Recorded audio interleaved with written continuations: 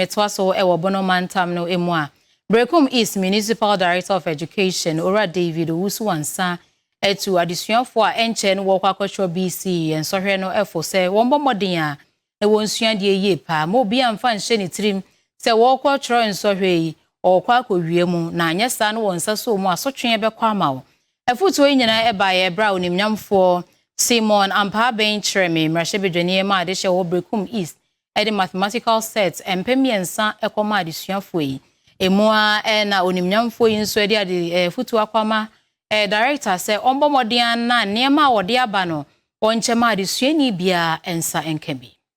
Esan se enchebia na BC insohwe no edrusu nti enamso amene eye Berekum East Municipal Director of Education ya wobono mantam no emuyoni monyamfo David Usuansa wode futu samako ediama adesuafo wono eba betro BC insohwe na wo kire se sasadai edru hon ma omo homodin bia hwese wono fapo bia enkopiemu ewa bra wono etro nsohwe no ekoba ne sa na adesuani a wonsa be so musa wodi apo ewura bre a wono etro nsohwe ne de enya de se do hu becha okrobehwe esa so twinbia na esa fata se wode ma no wode be ma wie pa woni monyamfo eche se wo hwe ebano ne bra no BC nsohwe edru so a apo hodo aya na desuafo edi kopie mu hono nya de se twa yie kura nti afi ewo se mofra no hwe se wo buku be wadanfo na omamu adusua won se mehia won mu yie pa se de be ya enu ni betimi abo na sesa da edru so a watimi atro no watwa ne yie woni monyamfo edi sansam wo nyina no etudwa wa abra mrashebedwani di ma de hye won mu ewo Berekum East ewe ni monyamfo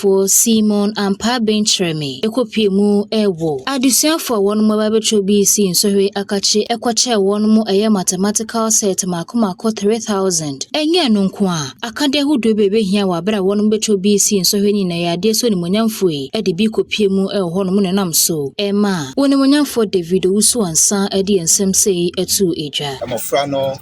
yes ye de chiromo bia ya chechefo achiromo ade anopa ewia enumre achechefo no ejina won so na efutu bia ese koma amofra ni bia so ye dia ma omo na yetu anamo ahodo bebre ahye amofra ni nkran eni achechefo ni nkran se sacrifice kakra bi ombetumi ayama amofra ni bia no omomfa emma na amofra na bria etisei wo mabura bomu no omoso etumi afiri mu jojo enti akumbie bia ese yede mamofra bia yede Amoah ne kasa no wachi no na woni monyamfo Simon Ampa Ben Treme enso edi ensem sei eka ho manu go tro BC akwa papa coming kuma kan bibi because organization decides everything and part of a very successful organization for a successful examination you know master the idea hunya ba wo because bibia obehia say ye pen say ye pencil say ye ruler bibia obehia dia treasure no bia no bi wo master to enti aya na ye se bra no ye be ma omo bi enti last year ye ma omo bi this year so school say wo Berekum nyina school say wo Berekum nya both public and private ye nyi bi amfiri mu master almost about 3000 and ye distribute to ama school for ye tro BC both at the public and private schools nyina said ye be ya be boa wo mo ama watumi atro sa so me fa sa kwanya we so na matu ye manofo say a teacher for na your mafo mu de